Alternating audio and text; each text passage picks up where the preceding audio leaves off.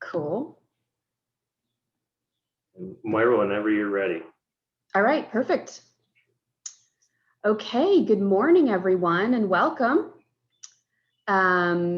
This is online facilitation, input, and engagement in a virtual world. And I am going to introduce our trainers to get us started. So we have Rachel Lev here with us. Rachel is a mediator out of the Oakland, California field office. We also have Shane Davis, and Shane is a mediator as well as a technology specialist, and he is coming to you from Minneapolis, Minnesota. And my name is Moira Caruso. I'm coming to you from Providence, Rhode Island. I'm a mediator and a strategy officer with FMCS. So it's really a pleasure to be here with you all. We're not going to do formal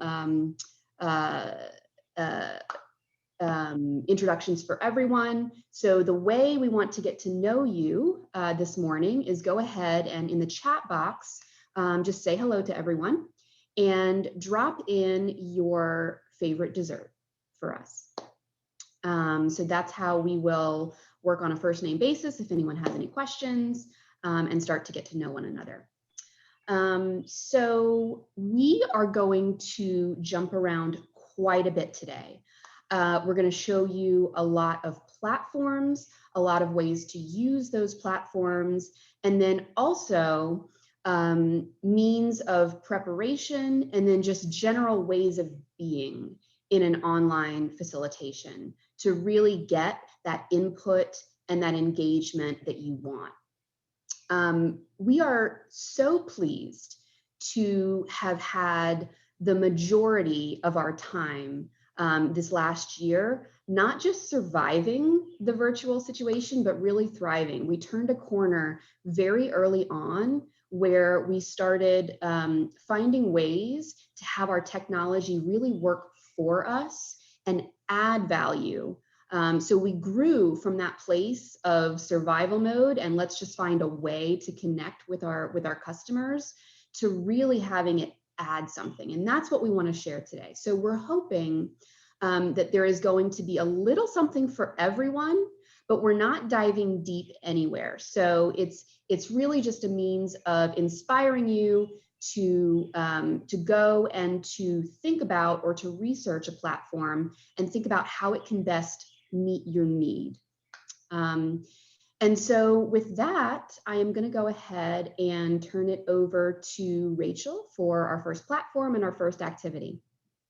Okay, thank you so much, Moira. And before I do that, we want to share, well, this was a groundbreaking tech tip that I think I actually learned from Moira and Shane, which is that it is possible when people are presenting to see not just the PowerPoint or the Word document or whatever is up on the screen, but actually also maintain that human connection by seeing faces at the same time. So what I'm going to copy into the chat, first of all, is some instructions for how to access side-by-side mode. And feel free to give it a try for today. Basically, what you're going to do is look for that video icon towards the bottom left of your screen. Click on the up arrow just to the right of that icon, and you'll see popping up basically an engagement box with a whole list of settings menus. On the list on the left, one of the options that you could click is the share screen settings. And the share screen settings, once you click on it, will start with a category that says window size when screen sharing. And just underneath that, you'll see a line that says side-by-side mode. So go ahead and click on the box, check that box next to where it says side-by-side mode. And now the next time that we pull up our PowerPoints, a website, any sort of screen sharing, you'll see on one half of your screen the presentation, and on the right-hand side of the screen, you'll see some of the faces of folks that are in the meeting. And between those two things, there'll be a couple of parallel lines. You can click and drag it left and right to control what you see. But this is just the first way that we're hoping that we can maintain the human connection this morning during this meeting. Now, as part of an introduction, we would like to get to know you all a little bit. And so first off, let's do this. I'm going to copy into the chat box a link, and the link will take you to a Microsoft Forms questionnaire. Okay, so go ahead and take a look in this chat box, and I'm also going to share my screen. And another way that you can access this questionnaire is by holding your camera up to this screen where you'll see kind of a QR code. Is everybody able to see that okay? Just go ahead and hold your camera like Shane is doing up to the QR code as if and put it in picture, like you're taking a picture. And just like it happens these days at restaurants with a lot of menus, that should pull up automatically on your phone an opportunity to click on a link. And once you click on the link, it's going to take you to a website that looks something like this. And the questions that we have for you on this website are, what's your affiliation? Do you work with a union, with management? Are you a neutral, an academic? Go ahead and choose one of those answers. And next, after that, what is your comfort level with technology? Can you tell the difference between a computer mouse and Mickey Mouse? Or did you beat Bill Gates and getting the highest score on his computer science exam? Okay, so go ahead and choose your answers. Don't forget to click on submit. And we'll give you a couple minutes to respond here, and let's see what folks have to say.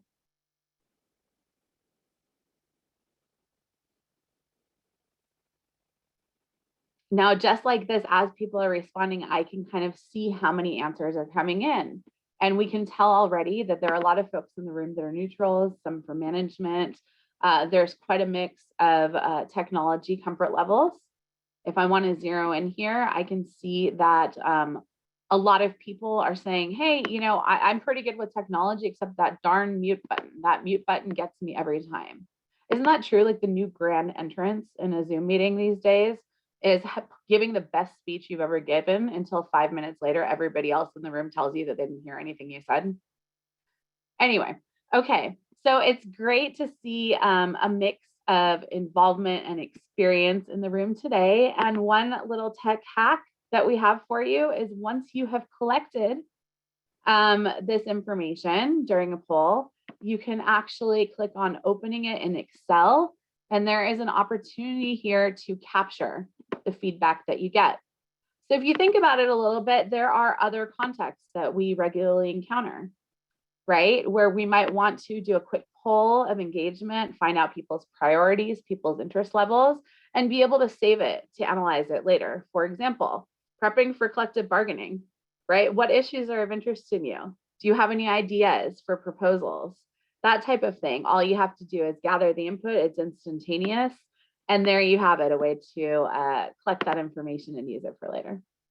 So I'm going to stop sharing here and turn the mic over to Shane. Thanks, Rachel. Hey, good morning, everybody. I love that Microsoft Forms program. We kind of found it by accident. It's part of the Microsoft 365 suite. So you might have it on your computer already. And if you try it out, you're going to love it. We're not really here to endorse any particular programs today, just as a disclaimer. We just want to show you how we get our work done and some of the tools that we use. Everybody has access to these tools, and some of them cost money and some of them have free versions, but just do your own research. But we just wanted to put that caveat out there. I'm going to drop another link in the chat box here for everybody. I'm going to do a little bit different kind of engagement here with a different tool. And if you click on that link, it will take your web browser to my Poll Everywhere quiz. And I'm going to have two questions for you today, but one at a time. And the first one, when you click there, you'll see it says, what is one word, just one word, that describes your relationship with technology in the virtual world? And as soon as you type something in there, come back to the video screen here, and I'm going to share my screen, and we'll just watch these responses come in on a word cloud in real time here. So we see exciting, amazed, dependent, dating. Oh, I like that one. I think somebody said we're still confused or something. It looked like they put more than one word in there, which is fine. So we can get people to input their ideas into a word cloud. And if people repeat words, they get bigger. So you can see if there are common themes coming out. That's a word cloud. And so you can engage people anywhere, anytime. Just drop a link in the chat box and you can suddenly start getting lots of ideas. I'm going to ask you to go back to the chat box if you've closed your browser, but if you haven't, just stay right there on your browser screen and I'm going to advance to the next question. And this one, you feel free to just jump right back in there. It says, what types of meetings or conversations have you been using technology to facilitate? So in your own life, in your own practice, and this question is a text wall with upvoting. So when you put your answer in, you should be able to see other people's answers right there on your device. And you can give them a thumbs up. If you see one that you're like, oh yeah, I've done that, you could just give them a thumbs up and it'll move it up higher onto the list there. So as soon as you want to see the shared screen and you've put in your commentary, come on back and have a look. And I see that trainings are getting some thumbs up from people. We've got at least 4 thumbs up on trainings, arbitrations, mediations, meetings, family, collective bargaining and client meetings, mediation. Yeah, people are giving thumbs up to each other. So the way that this one works, this is on Poll Everywhere as well. Special education meeting, training, arbitrations. Yeah, lots of ideas and lots of common ideas. So this is really a nice tool when you're trying to get people to collaborate on ideas, find some synergy around particular ideas, have people advocate or affirm each other's ideas with some thumbs up, and it'll sort it out for you on the screen in real time. So I'll share it one more time just to, I see some more activity going on there. So yeah, so trainings, collective bargaining, problem solving, mediation, hearings, training, negotiation, all the way down to family meetings and community kind of meetings, all different sorts of things. That's really a wide spectrum of technology and use of visual virtual platforms and tools. And you know, it's nice to be able to communicate with people and give options and have some fun things to do on the computer and keep people engaged, but there really is a point to all of this. It's not just so we can be, you know, all Steve Jobs with our computers or you know, whoever, right? There's a point to this in our work and in our practice. And I think Rachel's going to tell us about that and give us some more kind of context of like, why does this stuff matter and what's the point of it? Rachel? Thanks, Jane. So really where we're at, I mean, this last year and a half or so, we've been at a crossroads, right? In terms of how we look at our work. We had these traditional practices, right? A lot of things happened in person, and we got very, very used to being able to make eye contact, for example, you know, to being able to walk around a room to capture attention, hand gestures, right? And now at this crossroads, we're thinking about, okay, how do we turn this in today's best practices? How do we transition these day-to-day tasks that make our work what it is into a virtual platform? For example, how do you own a room? How do you hold people's attention in a meeting space? Now we're intentionally having to think about creating engagement. How do we create engagement in a virtual room? Oftentimes we used to drive around. I know in my job, I used to drive around and operate solo. But with technology, there's an opportunity to take advantage of a support structure, right? Paper copies have turned into digital materials and emails. Lunch and breaks have turned into, you know, checking in on the kid and their homework in the Zoom classroom next door, right? Tending to at-home needs. Conversation. There used to be a lot of conversation. Now, hopefully there's still a lot of conversation, but maybe we get to the point a little bit more quickly because the attention span in a Zoom meeting isn't quite as long. Force of personality. Can you sense and feel that charisma, that presence in the room? Now, maybe it takes a little bit of professional preparation, right, to accomplish the same thing. Computers used to be for administrative duties, turning in time cards, creating trainings, and maybe a lot of our time was spent going down the hallway to the conference room for the actual meetings. Now, everything is on the computer. And we used to borrow engagement tools from colleagues. Now we're able to share digital versions of our old favorites. So on the one hand, things have been a little bit of an adjustment. But, you know, as you've heard the theme of today and what Moira told us this morning, right? is that it's also an opportunity. It's not a change, doesn't have to be bad. I'm learning so many things from this past year and a half that I'm pretty sure I'll continue to keep and utilize, even as we're able to go back to more and more in-person meetings. So I'm going to stop sharing here for a second, but really let's talk about all of this in a little bit of detail with some demonstrations. How do you keep that human connection? How do you hold a room? And how do you manage perceptions in virtual meetings? Okay. I'm used to being able to stand in front of 25, 50 people, prepare for bargaining, mediate negotiations, mediate a grievance, right? And walk around the room if I need to capture somebody's attention. Maybe give them a little bit nudge under the table, make that eye contact to let them know that I'm listening, let them know that I hear them, that I'm paying attention, or that I want them to pay attention, right? But how do I do that? Well, you can do a lot just with a screen share. For example, right now, I've got a simple Word document up on the screen, okay? And all I need to do is if I want to focus your attention on the topic of this conversation right now, I can just zoom right in on it. Okay, I can focus your attention by the size of what the size of the words that I want you to focus on, and by literally getting us on the same page by sharing my screen. Okay, if I want to highlight a specific section that we're discussing, I can do just that. I can actually highlight it. Moira, what's your favorite color? I like red. Okay, Moira gets it highlighted in red, right? And now look what everybody's looking at.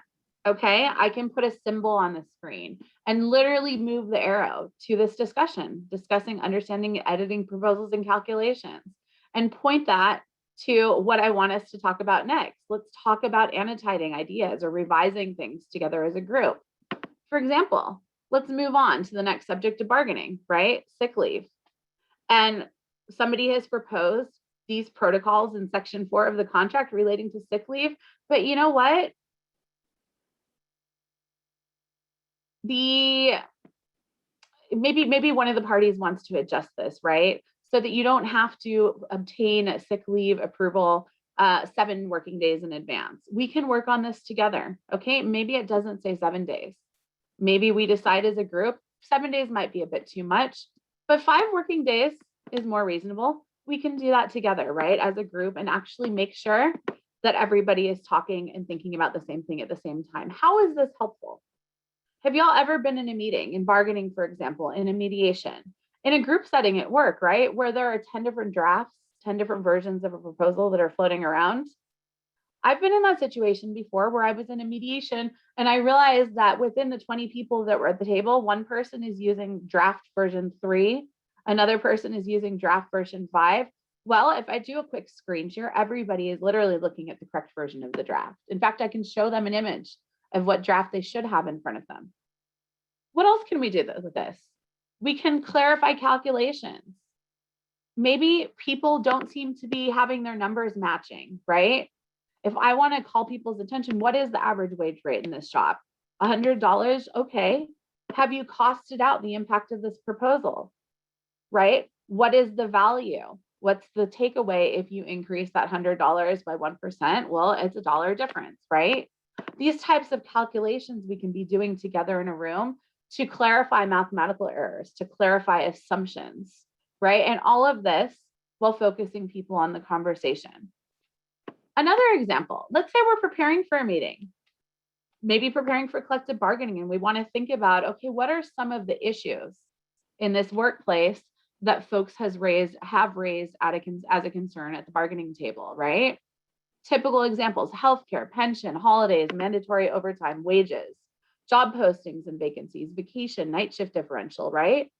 But not necessarily going to get it all. And I want to work with my committee to understand, really, if you had to choose 3 priorities that you're really, really hoping that we can negotiate and focus on as part of these negotiations, just give me a sense in the room of how many people, where your priorities are. Now, if I give everybody 3 votes per person, right? And I say, you know what, just tell me your top 3. And I start seeing that, you know, one person really cares about mandatory overtime. 4 people really care about job postings. Night shift differential, probably not. It's important to some, but maybe not to all. But what I can do is engage people, get participation, and really use this as an opportunity to get a sense of what issues are priorities, or where if these were a list of options, right? A list of brainstormed ideas for problem solving, which are the ideas that are most likely to generate momentum, to gather traction. And that doesn't necessarily mean that I ignore the rest of the ideas. In fact, just the opposite. You can rest assured, because you saw me record your idea right here on the screen in front of everybody, then we're not going to forget about it. It's right there on paper and everybody has seen it. But it does maybe tell me that job postings is worth focusing some of our time on, because that seems to have a lot of importance and a lot of momentum for people in the room. Maybe I'm going to focus or start there, right? That type of idea. Okay. Anything that I've missed so far, Moira, Shane, feel free to chime in.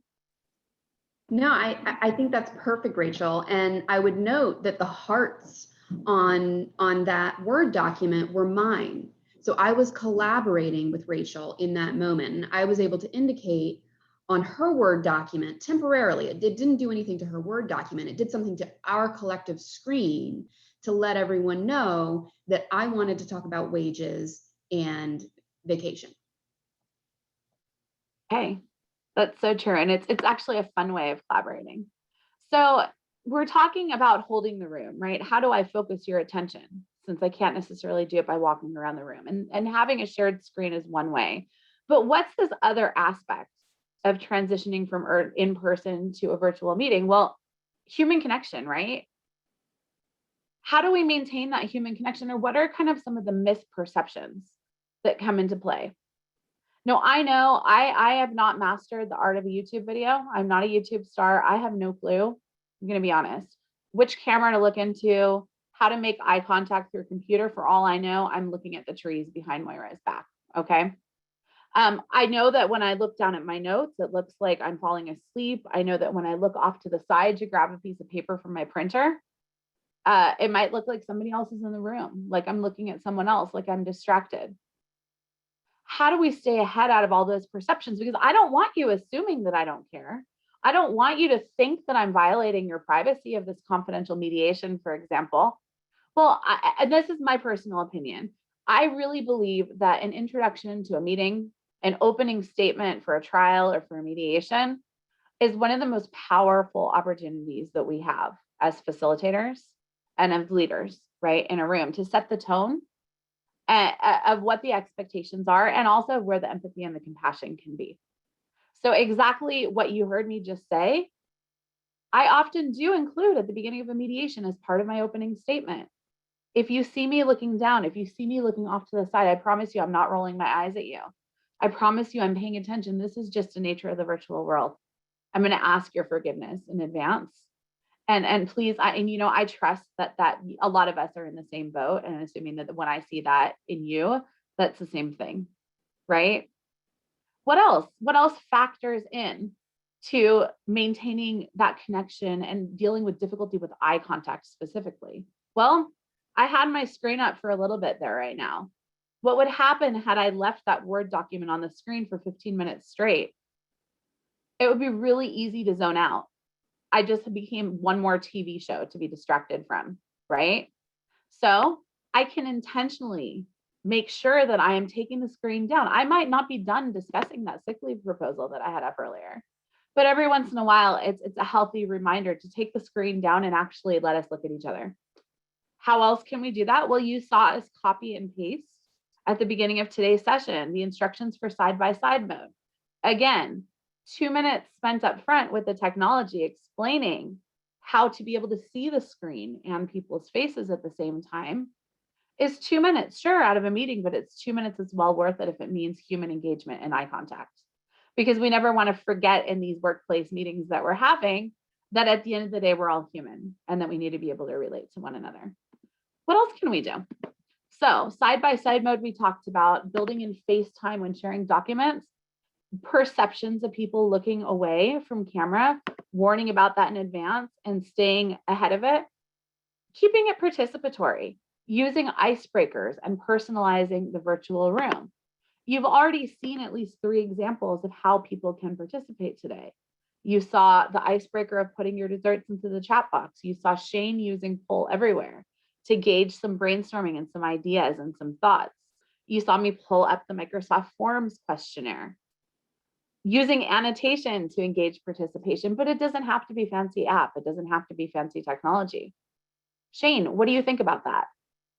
All I need to do is just remember every once in a while to ask a directed question, to bring somebody into the conversation if they feel distracted, right? What else can I do? Icebreakers, right? If I'm in this virtual room, I have so much at my fingertips to work with. I noticed that Moira, for example, has a tree in the window behind her that looks a lot like the tree that's in my very, very fake virtual setting behind me here. Okay, we can start up a conversation about that. I'm not above using a would you rather question just to ask random questions and actually doing a cheesy icebreaker here and there, turning on some music in the room, whatever it takes to keep people alive, to keep people engaged, to keep people interacting. Okay. And you know, one of the things that Moira and Shane and I were discussing the other day is that it used to be that in in-person meetings, a lot of the times we could just trust our instincts, right? Right. We could just walk into a meeting and just know off of our gut, do I need to walk over here? How do I hold the room? But with virtual meetings, you can still trust your instincts, right? However, in addition to that, it's good to be a little bit intentional. And I've noticed that our teams spend a lot more time with advanced planning and actually thinking in advance. Given that this is going to be taking place in a virtual setting, what process can we use that's going to be the most effective to get participation? Should we incorporate a round robin activity? Should we bring people into small group breakout rooms to have face-to-face conversations to maintain that human connection and engage in a little bit more dialogue so that everybody feels comfortable participating? At the end of the day, all of these things are the same types of considerations that we would have going through our minds for an in-person facilitation, whether it's bargaining prep, a training, a company problem-solving strategy session, you name it. But with a virtual meeting, there is both, I guess, a little bit of a burden of being a little intentional and thinking and preparing to have the tools available and ready to use, but also a huge opportunity to take advantage of all of these tools. Okay, 1 or 2 last things, and they might seem very, very basic. Okay, we're a year and a half into the pandemic. I'm not going to give folks a lecture at this point into camera use and mute buttons and audio. Okay. However, they're actually kind of a big deal. Why? Because if Moira and Shane were to turn their videos off right now, what would happen? I have no clue if they're paying attention. For all I know, they could have walked out of the room. They could be calling each other on the phone and laughing at me. They might just not care about what I have to say. And perceptions, okay, fine, Shane, get off your break and come back, please. Perceptions really are a big deal in virtual meetings because perceptions can escalate to false assumptions and conclusions really, really quick and create some pretty heated reactions. If I don't know why Moira or Shane has gone off camera, I don't want to be overreacting. Okay. So again, how do we stay ahead of this? A few ways, right? Again, opening statement at the beginning of the meeting, calling this out, pointing people's attention to the possibility of perceptions and asking, can we all agree to a ground rule that people are going to try to stay on camera when at all possible? Obviously, there are things that people shouldn't see or don't need to see, right?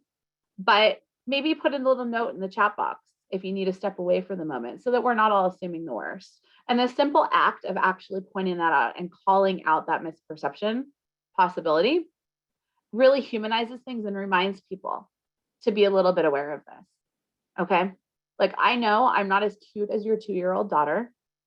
I know that you might have a 9-year-old in the next room trying to do Zoom schooling, and you might have to go off camera every once in a while to check on them and make sure they're not playing on Roblox instead of actually doing their homework. Okay. But with a little bit of effort, I can actually keep you engaged and get you looking at the same page and making sure that nobody in the room is assuming the worst when those types of things are happening. Okay. So those are just some considerations about holding the room and avoiding misperceptions in a virtual meeting. And now I want to pass the floor back to Shane, who is going to talk about setting up for success and really some great examples on how to use the screen for collaboration. Thanks, Rachel. So it's all about prep. In these virtual meeting days that we have, here's a little picture of us prepping for this exact session. We're sharing an email. We're talking about, hey, what are we gonna need out of this particular platform to do the job that we're here to do today? Can we share our screens? Are we gonna be able to use the chat box for sharing links? We're prepping. We're getting up in the morning. We're meeting. We're rehearsing. Gone are the days of when you could just roll up in your car, pull your folder of good stuff out of the seat next to you in the car, walk into a room, take off your jacket, sit at the head of the table, and everybody knows it's time to go. That model doesn't really work in this virtual condition. So you got to prep. You have to think about what type of meeting are you going to have? Who's going to be there? What are you going to try to accomplish? How are you going to use the platforms at your fingertips to get through that work and to make people feel like they've had a good experience and they've been engaged and they've been part of the process and not left behind? How are you going to do that? Well, here are some tips for setting yourself up to get to think about that deliberately. You got to rethink your practice in some cases. And some of us have had a lot of work to do to rethink everything that we do. Like the whole room has changed. The meeting room is different now. What are we going to do? Discuss technology. Make sure you've got something that's going to work for everybody. A platform that'll work, some tools that'll work. Try to use things that are more universal or web-based as opposed to really, really niche kind of tools. Make sure that the people that you are going to be working with have access somehow to your meetings and to your sessions. And maybe it's through a simple phone line, calling in on audio. Maybe it's a combination of some people in a room, some people virtual, all of the above. We've been doing that. I've been doing that kind of combo meeting in the middle of winter in North Dakota for a couple of years before the pandemic hit, because people would get stuck in snowstorms and we're 200 miles from each other, and some were in the room and some weren't. Check all your IT stuff. If people have particular devices that are maybe owned by their organizations that have firewalls and things installed, test that stuff before you get there, and set up a dry run.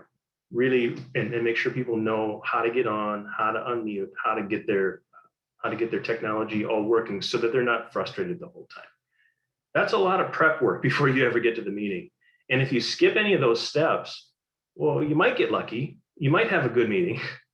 But if my experience is anything to go by, chances are something's going to go wrong even when you do prep. But the more you prep, the easier things get resolved and the more patience that people have to resolve the stuff because they know it was unavoidable. And that's really what you want to do is keep it to the unavoidable mistakes, not the avoidable ones. When you get there, what kind of a meeting are you going to have? What are you going to do?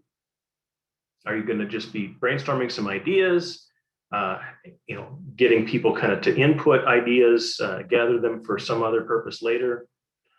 Are you going to be trying to group things in like ideas? Like we call that finding affinities. It's like raindrops on your windshield. The ones that kind of coalesce together and get bigger, those are ideas that have an affinity to them, to each other. Are you going to be putting things in some priority order? What are you going to, do you need to make a group decision? I'm going to stop sharing for a second. What is the point? Do you need to get to a consensus? Do you need to get everybody's input sorted out with some sophisticated tool, have a lot of conversation, and then ultimately come up with a recommended outcome? What is the point of the meeting? And there's a thing that we haven't yet really touched on today, and that's this idea of graphic facilitation. In a room, you have lots of tools at your, just simple kind of arts and crafts tools at your fingertips. And sometimes those things really, really can help generate ideas. Things like Post-it notes, little sticky dots, different colored pens and markers. I mean, all the kinds of things, paper on the wall, tape on the floor, all kinds of virtual or all kinds of physical representation of graphic facilitation. So I'd like to tell you a little story about a facilitation that, a negotiation that I was mediating a couple of years ago in person. And then we're going to kind of think together about how could you pull that off in the virtual world. Now, I live in Minnesota, and it's cold here. I mean, it is brutally cold, like about 9 months out of the year. In fact, it froze overnight a week ago, and today it's like 95 degrees and humid here. It's not a great place to live if you want to have good weather and vacations and do lots of outdoor activities, unless you like to be cold. And in this part of the world, when we get those 3 months of great summer, everybody goes up north to their vacation land. And there are lots of small communities up north. And it was in one of these small communities where they had called me to mediate a case. And the group were ambulance drivers. So they serviced this whole community for emergency services, and it was their collective bargaining and negotiations with their employer. Small crew, about 12 people, and they worked 24/7, 365 days a year, and there was only 12 of them. And in that part of the state, when summer hits, that community just explodes in population. So they actually have to work harder in the summer by an order of magnitude than they do in the winter, addressing all the emergency needs. Well, it should come as no surprise to anybody that ambulance drivers want to take a vacation in the summer as well, just like everybody else. And this was a subject of negotiations for decades with this group. And they went around and around and around, and they never could really come to a satisfactory solution. And they had worn each other out with paper proposals, words on the page, kind of banging the table, you know, traditional negotiations. And so I thought, let's try something different today. Let's see if we can't do a little graphic facilitation. So we brainstormed ideas on the wall. We used some sticky notes to represent all of the ideas. We put them into categories, and then we did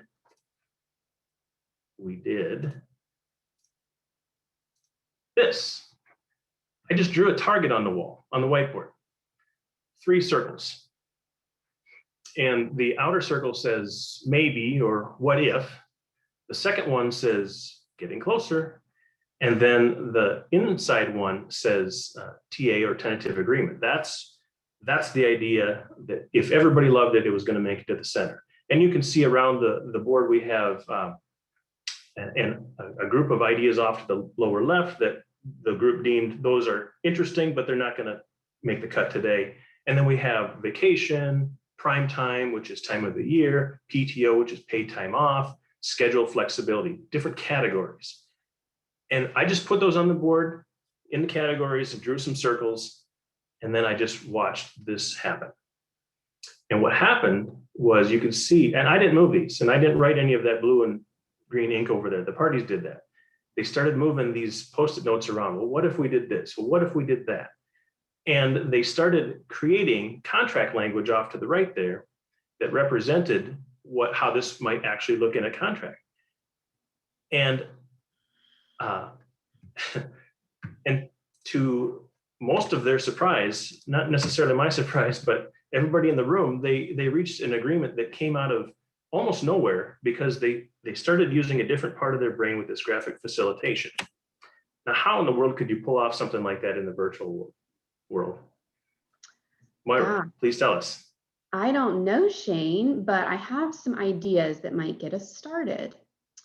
So if we are starting with the notion of Post-it notes, what I'm showing you right now is one platform where we work together and collaborate using graphic facilitation. There are many platforms out there for you to use. This one is called Miro.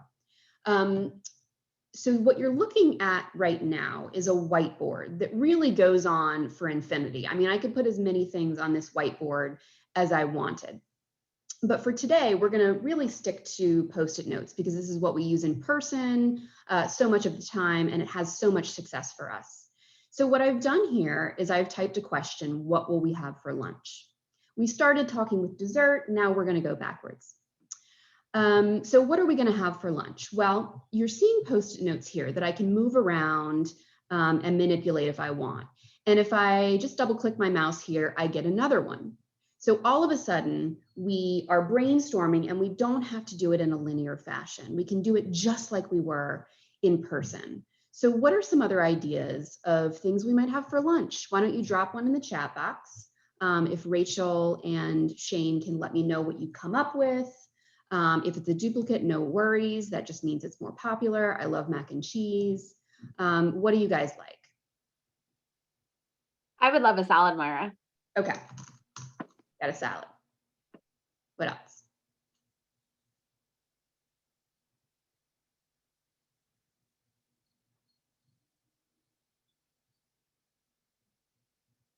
Everyone's already had their lunch, apparently. That's okay. Let's add some fruit. I heard some fruit in there from this morning. Okay. In the dessert ideas. Some fruit. Great. So an interesting thing happens already. We've got grapes over here. And so fruit might actually be a category. Wow. So another thing that I can do here is I can change the color and also the shape of a Post-it note to make it look more like a category. All of a sudden, bam, now things change a little bit. Now we're getting some semblance of order here to help us frame our thinking and our discussion. Look what's already happened just by me listening and being able to manipulate a Post-it note a little bit. If we wanted to brainstorm more fruit options now, we could absolutely do that. There's a new idea for pizza that's popped into the chat, Moira. Oh, nice. Oh, so here we go. We're going to change it back to normal. And, oops, hang on just a second. Let's go back here. And, and we've got pizza. Great. So this is lovely. If you just want to get a bunch of people together and brainstorm a bunch of ideas, this is as far as you have to go. And by the way, you even have options as to how you facilitate in this realm. So what you're experiencing right now is me listening and capturing the ideas that I'm hearing. The upside to this version is that I don't have to train any of you all in how to use this platform. I'm just sharing my screen and you see how the conversation is developing. I could easily, however, share a link with you directly to this whiteboard so that you could collaborate with me on it. We're not going to do that for the purposes of today and the time that we have available to us. But if I did that, you would see everyone's cursors flying around this screen, not just me. And everyone would be able to pull a Post-it and drop it. And so we would see the group's discussion unfolding. Now, if I wanted to go a little bit farther than just brainstorming, what would I then do? Well, you saw me start to categorize here on the fly, but I could have a plan in advance. Do you think I have some sort of plan? I don't know. Let's see. So over here, I've already guessed as to what categories might come about as a result of this conversation. So I've gone ahead and done kind of a diagram here or a categorization tool. And I can pull it right up here next to our options, and then we can start to populate it. So look what happens to the conversation if we start putting things in categories. This changes everything. If we, so if we put our energy behind having a full slate of appetizer, main course, and dessert, that now gives us a focal point of the conversation. It becomes not just about saying, well, I like salad better than I like pizza. Now we get to have a different kind of conversation. We can balance what the entire experience of our lunch is going to be and talk about what makes sense for an appetizer versus what makes sense for a main course. What's a proper pairing here? What makes sense together? Maybe wings goes best with salad. Maybe we can start to expand on salad. Do we want a Caesar salad here? And what we're talking about is away from the larger pool of options if we need it to be, so that we can focus the conversation the way we need. Now, the other thing that we can do other than categorization is what Shane was talking about in his story. So here, I've now got a tool for prioritization here. This can work with or without putting things into categories, depends on how much time you have, depends on how complex the issue is, but we can bring things over from our categories here and start to say, well, what if we had a salad and wings? What does life look like? What does lunch look like if we have that pairing? Depending on how the conversation goes, we can start to get warmer here. We can decide on things, wings and salad as a good pairing, and then look at how asparagus looks. So, oh, nope, we've already got a salad here. And you see how what's evolved now. We've already agreed on salad.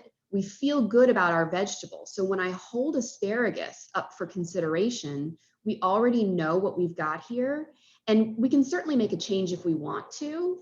But now we know which bases we want to get covered, and it's a visual here versus just talking about things in a vacuum, seemingly. Okay. So here is your basic brainstorming, collaboration, and group problem solving. The last thing I'll show you before we move on is a demo of a way that we have used this in a bargaining environment. You may have heard of something called affinity bargaining. It is a collaborative bargaining style that we facilitate quite a bit. It is very much possible to do it using a graphic facilitation platform like this one. So here what you have is a group who has started brainstorming options that are already in categories. Okay, so a contract contains provisions on safety, provisions on holiday coverage, provisions on work scheduling. And we have gone ahead and categorized ahead of time, spatially and with colors, how we are going to brainstorm. And the parties come and they brainstorm together here. Unattributed, doesn't matter whether it's union, management, party for party, doesn't matter at this stage. Then we reach a point where we feel like all of the potential options are out there. Now we want to build our agreement. So one party has stage left, one party has stage right to be putting proposals that they like in there. And then visually, again, we can bring things to the center and we can talk about what a universe looks like with mine and yours together. We can link options if we need to. If we decide that things belong together no matter what, whether they're in or they're out, we can link them together and move them around like so. The middle being our zone of possible agreement. So that is what a potential bargaining scenario looks like if you carry this all the way to its natural conclusion. And with that, I will go ahead and stop sharing and I will hand it over to Rachel and Shane for our next tool. Thanks, Moira. And Shane, would you mind if you could be so kind as to pull up those poll everywhere results? And let's circle back to what are the things that folks are using virtual facilitation online for? Okay, so we've got trainings, collective bargaining negotiations or client meetings, problem solving, mediations, hearings, negotiations, arbitrations, family, okay, a special education mediation. Okay, so there's quite a variety. Thank you so much, Shane. There's quite a variety of uses that people are applying technology to in order to keep work and business going, right? To keep things meeting in the virtual world. So at the end of the day, everything that we have been speaking about comes back to the basics. which is anything that we would like to be able to do if we were conducting a training in person, if we were preparing for bargaining in person, if we were holding negotiations in person, holding company meetings, right? Anything that we would like to be able to do in person, how can we do the same thing online with technology while still maintaining that human connection and achieving some successful results? Okay, so what I want to share here are just a few kind of comparison examples. And I think what you'll notice is that, like with some of the tools that we've already used today, most things that we do in person can be done online, and sometimes it can even be enhanced by using technology. Okay, so for example, you've just seen Shane give his example of using a what's on your radar type of approach for prioritizing and brainstorming in negotiations. And 2 seconds after that, you saw Moira pull up Miro and do the same thing online. Okay, but thinking about participation, if I want somebody to participate in an in-person meeting, they can raise their hands, they can speak up. How do we do that with technology? Same thing. People can still raise their hands or speak up. There you go. Shane's raising his hand now. But in addition to that, there are other ways that people can participate, using a chat box for brain writing. Maybe somebody doesn't like talking or doesn't want to compete with that dominant voice in the room, right? Instead, they can use the chat box and participate using technology, or using a polling application or an online questionnaire or form like we've seen today.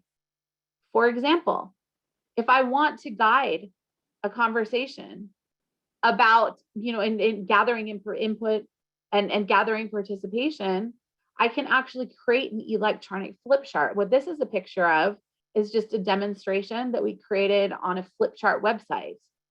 And I can think about, in advance of my meeting, what questions do I want to ask to guide the conversation?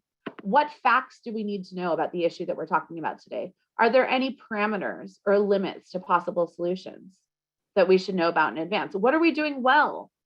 What's going right now that we want to keep, that we're doing well regarding this issue? And so I can actually enhance that participation experience, right, by using questions and the same types of flip charting to encourage participation that I would do in person. What else? Gathering input, brainstorming, right? We use a flip chart on the wall in person. We can use Post-it notes for affinity. All of that we could do with technology too. You saw me earlier pull up a Word document where we had lists of bargaining topics. Maybe these are the issues we want to write proposals on. Okay. You can use a brainstorming website like the one that I just showed you, an electronic flip chart. You can use the polling apps or online collaboration sites with Miro. Here's another example. So this is, it's in Spanish, but this is an example of appreciative inquiry, right? If we want to reach a place of good communications with a group, how do we get there? Here, what would it look like? The top of the tree, and everybody's thinking about, this is my vision for the dream workplace.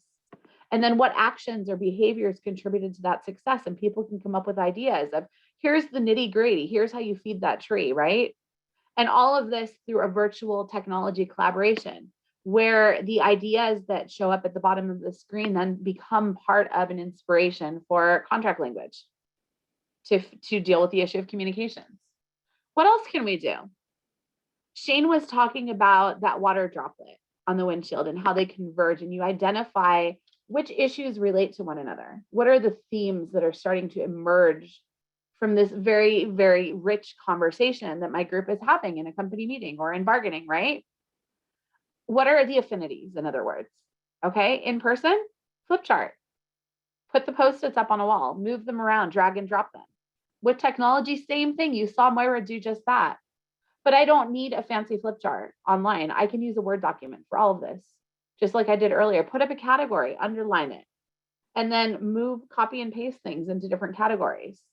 And a lot of groups these days I've seen are creating Google Drive, right? Shared Google documents, or some sort of SharePoint or shared drive that the entire team can be accessing at the same time online, so that folks can be collaborating to brainstorm together. All you need to do is set up the document, put it in a shared folder, and have people start brainstorming. They can write their own ideas. It doesn't even have to be a facilitator capturing them. Or you can use some sort of mind mapping software, right, to identify themes. Here's another example of that. There are plenty of websites out there right now that allow a drag and drop option. So this is kind of an action in progress type of picture, a screen capture. But let's say I had a bunch of ideas on basically options to address the issue of a stand light in the case of like an orchestra context, for example. We've got issues 1, 2, 3, 4, 5, 6, and I can just click on it and drag and drop it to place it into categories of ideas. Or if I want to use it as a format to organize bargaining, instead of having a workbook, like some sort of binder where I'm capturing, here were the proposals, here were the agreements that we reached, I can use the same type of categorization to say, okay, we already talked about and discussed this one. Or this is the one that we reached an agreement on, and categorize it, drag and drop it into an agreement folder so that everybody on all of the bargaining committees are having access to the same online folder. So again, you see an in-person binder you can accomplish online. Collaboration and content planning. Okay, let's say we're planning a training. That was one of the things that multiple people said during Shane's polling that you're using virtual settings for. Think about it. If I'm working with Shane and Moira and we're deciding, we only have an hour today to cover facilitation in a virtual world, what types of content do we want to plan and utilize? Okay. What are our priorities? What order do we want to put it in? Well, visual facilitation and getting on the same page and looking at the same thing while we talk makes it so much more easy to organize our thoughts and do it together, right?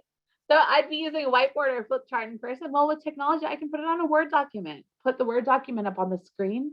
We can look at it together, okay? Or I can use some sort of combination of a collaboration site and incorporate visuals. Here's an example of this. This was a 6-day training that my colleagues and I were planning, and we decided, on the right, this is a mediation training. What are some of the things we want to include as part of the content of this mediation training? We want to cover inquiry. We want to talk about technology facilitation, ethics, traditional steps of mediation, collective bargaining mediation, co-mediation, these contents, and what are our priorities? Well, you'll see we've got different colors. Some of the things we have in yellow because we really, really, really liked those activities and wanted to make sure we included them. And we just drag them, drop them around. What are we going to include on day 1, 2, 3, 4, 5, 6? And as a group, ended up being able to have a colorful and frankly kind of fun and artistic collaboration setting. And you know what? Technology not only enhanced that experience, but it actually made it fun. And because we were able to get a little bit creative with the process, it heightened the creativity of the conversation. Okay. So at the end of the day, prioritization. Here's another one. You saw Shane talking about using dots, stickers, hand votes. Raise your hand who's interested in this. Or on the Word document from earlier, annotation. Give everybody a few votes. Where does the traction lie? Where does the momentum lie? Which of these ideas are most people interested in discussing first? You can use online voting functions, polling apps, or questionnaires. And finally, if we really want to kind of dig in deep and understand, let's say we're talking about a very difficult issue, right? For example, leave use is a very common one that comes up in the workplace. And we really want to get to the root of what's happening. Why are people missing work? Why do people feel that vacation's not distributed evenly or that they can't get their leave access? Again, we could do this online with a flip chart, or we can pull up technology and do some sort of mind mapping and discuss what questions do we need to ask? What are the considerations with regards of these different types of leave, right? So that is what we wanted to cover as just a very big picture overview of all the possibilities to use technology to engage people despite the virtual context, and not only despite, but to actually take advantage of technology to engage and to enhance a process or facilitation online. So I'm going to open the floor to Shane and Moira for any additional comments, and to everyone here, if you have any questions. Our contact information is on here, and I'm going to, after I take this down, we'll stay here online for a few minutes and answer any questions that the group has. I just have one general takeaway that I'd like to offer up for consideration. The biggest advantage that I have found to virtual meetings and use of technology in the meetings is it really levels the playing field in terms of personalities whenever you're dealing with a group of people. You can put people to work. Everybody's got a direct access to flip charts. They don't have to wait for somebody to be done speaking before they contribute their next idea. And it really enhances people's ability to input and get engaged and not wait for somebody to stop talking before they can put in their ideas. I don't think I really have anything to add. Just thank you to everyone for being here with us today. Our intention for this hour was to have it almost feel like a working session and to give you a glimpse into how we do our work every day. It's something different every day, and that's why we wanted to really jump around. So we are available and happy to chat more in depth on any process, any approach, and any tool. Will you be sharing the programs that you utilize? Programs. The platforms? I think we called out, so today we looked at Facilitate Pro, Miro, thank you, and a Word document, Word Cloud. We used Forms, Microsoft Forms, which is available to anyone who has the Microsoft Office suite, and then Poll Everywhere. And I think that's I believe there was a picture in there of mind mapping or Xmind. There are a few different versions of the mind mapping programs. I'll type a couple of them into the chat if it's helpful. Yeah, thank you. Thanks for the question.